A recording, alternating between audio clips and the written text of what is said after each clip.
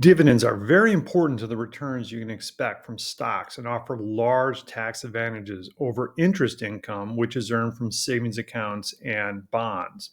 Watch this video to learn these secrets about stock dividends and more. Some important information before we get into the nuts and bolts of dividends. First, not all companies pay dividends. And once a company starts to pay a dividend, there is no requirement they continue. However, most public companies that pay dividends continue to do so and almost always raise their dividend. Dividends account for between 15 and 70% of total stock market returns, which I'll explain and show shortly. Dividends are more predictable than stock price changes, and they tend to increase over time, as I have mentioned. Dividends are paid 4 times per year to shareholders and are mostly in the form of cash payments, but in rare cases can also be in the form of additional shares of the company's stock. 3 important dates to know when buying dividend paying stocks. The declared date is the date a company publicly announces when their next dividend will be paid and for how much. The ex dividend date is the date you must own a share of stock to be eligible for the next dividend payment. And the pay date is the date you will receive your dividend. Typically, there's about a 1 month lag between the ex dividend date and the pay date, but this time frame can vary widely depending on the company. 2 important ratios to understand when picking dividend paying stocks. The first and probably the most important is the dividend yield. This is a simple formula taking the dividend amount divided by the current stock price. We will look at some popular stocks and their current dividend yield shortly. For this ratio, the higher the better if you're looking for income over growth. The second is the dividend payout ratio. This is simply what percent of a company's earnings are being paid to the shareholders in the form of dividends.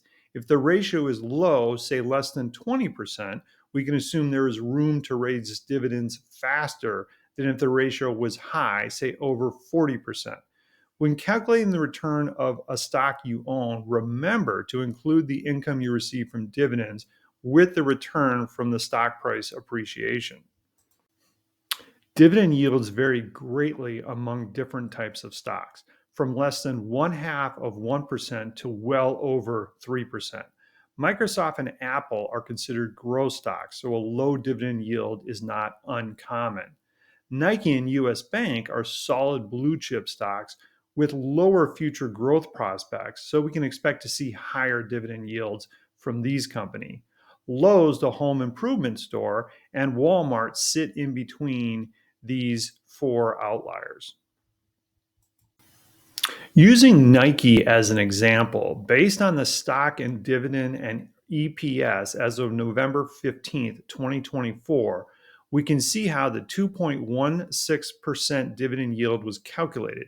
The annual dividend amount of $1.60 per share is divided by the current market price of the stock of $74.07. Nike payout ratio is the annual dividend amount, that is what is paid to the owner of 1 share of stock, divided by the earnings per share, or EPS. We see that Nike pays out 46% of their earnings to their shareholders as dividends, a very high payout ratio. This does not mean that Nike will stop increasing their dividend periodically. We can assume Nike will continue to grow revenues and net income and may have a limited need for their growing cash balances.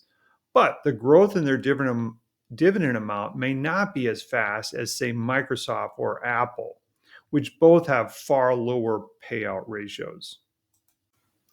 Dividends contribute a large portion of total stock market returns. Looking at the S&P 500, we see that dividends have made up as high as 73% of total market returns in the 1970s to as low as 15% in the first 3 years of the 2020s. When you see stock market indices returns over time, they always assume dividends are reinvested in the stock. One huge advantage of dividends is their tax treatment compared to taxes on earned income, which also includes income from interest you may earn from a savings account, bank CD, or a bond. There is no tax on dividends if your total income is less than about $48,000 per year, and only 15% if your income is less than about $533,000 per year. Even for the highest earners, taxes on dividends peak at 20% versus 37% on earned income. This is one reason most corporate executives prefer stock grants over salary to make up a larger portion of their total compensation. In summary, not all public companies pay dividends.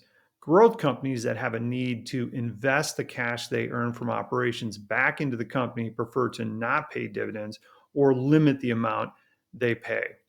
You must own the stock by the ex dividend date to receive the dividend. Dividend yield is an important ratio to compare how much one company is paying compared to another. Lastly, there are huge tax advantages for dividends when compared to interest income or income earned from wages. I hope you enjoyed this video. Subscribe to my channel, Dave the Personal Finance Professor, to find more useful videos like this.